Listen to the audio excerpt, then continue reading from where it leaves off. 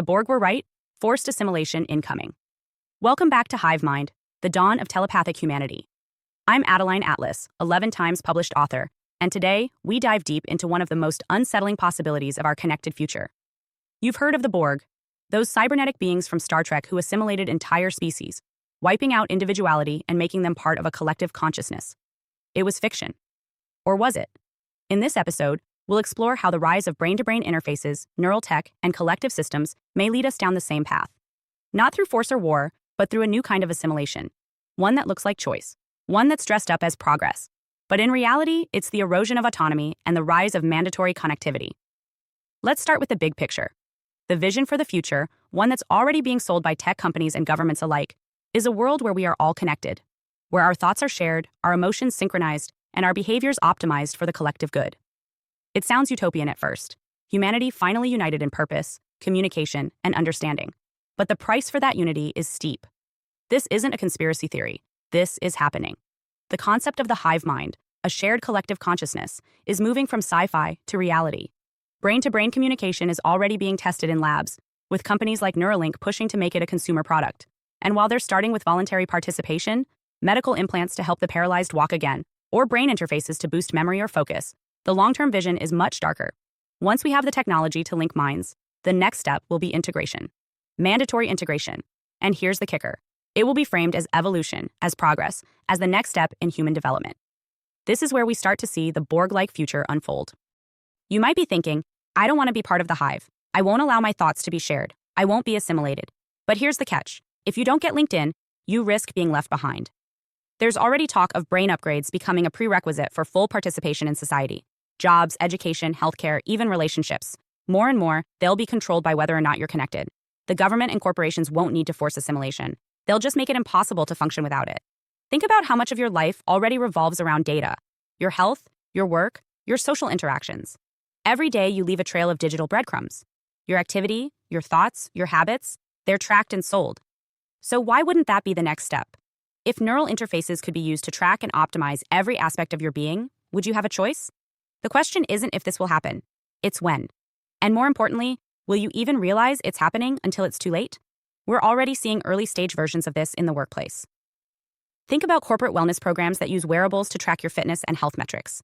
Now imagine that on a neural level, companies offering free brain upgrades that promise to boost your productivity, enhance focus, or stabilize mood. Sounds like a great deal, right? But what happens when your mind, your very consciousness, is no longer just yours? When your neural data is being sold or used to increase corporate profits? When the same system that tracks your productivity begins to optimize you? The same thing is happening with social media. Platforms like Facebook and Instagram are already shaping our behavior, guiding our thoughts, our emotions, even our political beliefs. With algorithms that track every click, every like, every scroll, they're already shaping our collective reality. But the next step is more insidious. Once we move from phones and screens to directly interfacing with our brains, the algorithm won't just control what we see, it'll control what we feel. And if you refuse to participate, you'll be left in the cold, excluded from social, professional, and even political life. Let's look at China's social credit system, a government program that tracks citizens' behavior, rewards good actions, and punishes bad ones. Now, imagine that system going even further.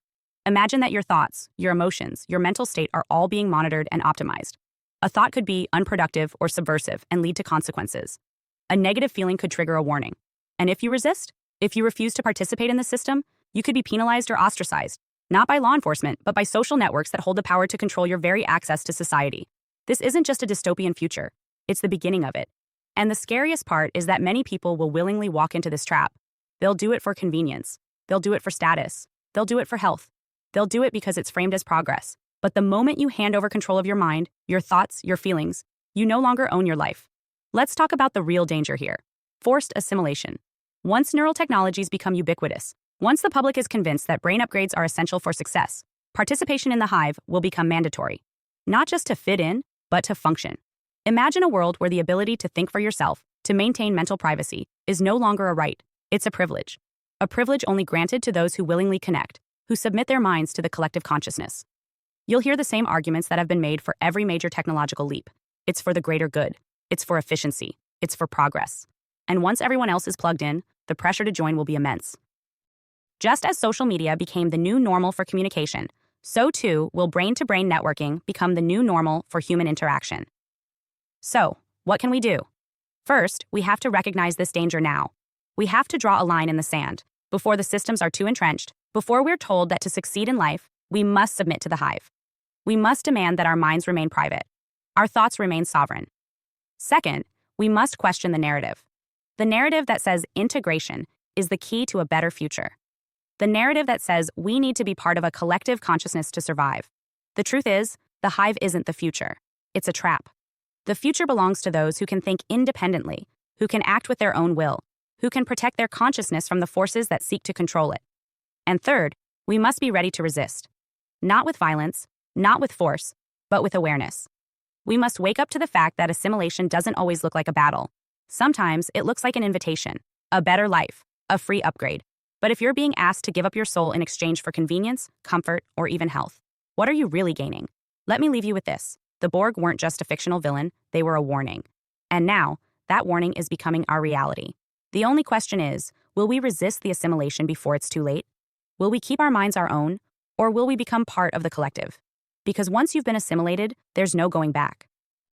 Hi, I am Adeline Atlas, 11 times published author, and SOS, School of Soul has a brand new series, the AI and Future Technology series. Look, you know the world is changing, and no, it's not going back to normal. Normal is over, and what's coming next is beyond anything we were prepared for. The School of Soul, AI and Future Technology series includes 319 videos on 1. The Download Society, How Data Has Replaced Destiny. 2. Predictive Future. Your next moves aren't random, they're forecasted. 3. Social Credit Systems. The behavioral economy now governs access. 4. Hive Mind. Synthetic telepathy and collective algorithmic control. 5. Nanobots inside you. Medical, military, and programmable intrusions. 6. Grief Tech. AI-fueled digital resurrection and simulated comfort. 7. Uploading your mind, consciousness transfer, and data-based identity. 8.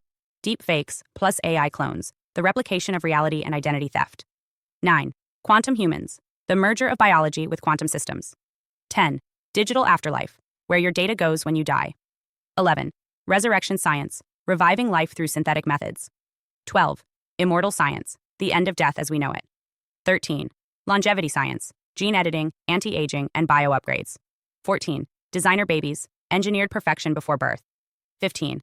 Artificial wombs, birth decoupled from the female body. 16. 3D printing, printing organs, limbs, and even humans. 17. The humanoid era, the rise of synthetic beings among us. 18. Legacy humans, the slow phase-out of unmodified analog people. 19. Smart cities, algorithmic environments that watch and decide. 20. Cloud-based societies, citizenship without borders or bodies. 21. Hackable humans, emotion, memory, and behavior under code. 22. Biometric scanning, your body is your password and your prison. 23. Sex tech, intimacy reprogrammed by machines. 24. Extinction of gender, fluidity, deletion, and design of identity. Every topic is fully explored with real-world technologies, patents, case studies, ethical analysis, and future forecasts. These aren't someday discussions. This is already happening. Join the SOS School of Soul Vault to overstand the future before it's implemented on you.